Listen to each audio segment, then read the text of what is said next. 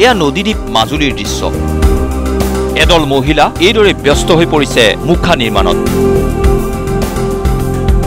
ৰামায়ণ মহাভাৰতৰ বিভিন্ন চৰিত্ৰৰ মুখা এইসকল মহিলাই প্ৰস্তুত কৰাৰ প্ৰশিক্ষণ লৈছে।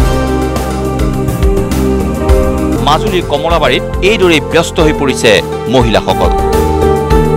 কোনোবাই যদি বনাইছে ৰামৰ মুখা, আন কোনোবাই হনুমান অথবা জটায়ুৰ মুখা প্ৰস্তুত কৰিছে।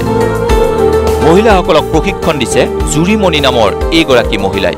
যেহেতু মাজুলী মুখা শিল্পৰ বাবে বিখ্যাত আৰু মহাপুৰুষ শ্ৰীমন্ত শংকৰদেৱৰ এই মুখা শিল্প অনন্য। আচলতে আমাৰ মাজুলী বুলি ক'লে আমাৰ মুখা শিল্পতে আমি চহকী।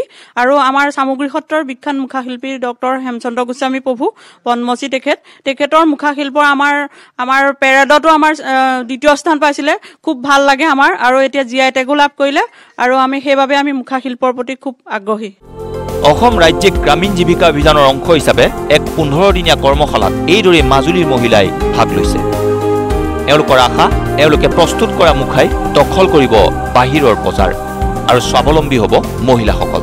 মুখা প্ৰস্তুত কৰিবৰ কাৰণে যিখিনি সামগ্ৰী প্ৰয়োজন হয় সকলোখিনি আচলতে মাজুলীত উপলব্ধ। সেইবাবে ইয়াক আমি সহজ বুলি আমি আঁকোৱালি লৈছোঁ। আৰু আমাৰ প্ৰতিগৰাকী নাৰীয়ে বৰ্তমান আদৰ্শ হৈ পৰিছে জুৰি বাইদেউ। তেখেতৰ অনুপ্ৰেৰণাত আচলতে আমি এই কাৰ্য কৰিবলৈ আগবাঢ়ি আহিছোঁ। আৰু অসম ৰাজ্যিক গ্ৰামীণ জীৱিকা অভিযানৰ বিষয়ববীয়াসকলে এইকণ সুবিধা আমাক দিছে, সেইবাবে তেখেতসকলকো আমি ধন্যবাদ জ্ঞাপন কৰিছোঁ।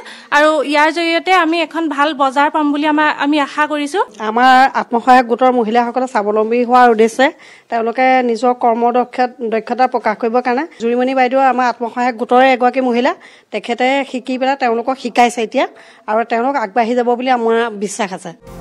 মাজুলীৰ পৰা কেমেৰা পাৰ্চন পুলকৰ সৈতে ৰঞ্জন বৰা, নিউজ লাইভ।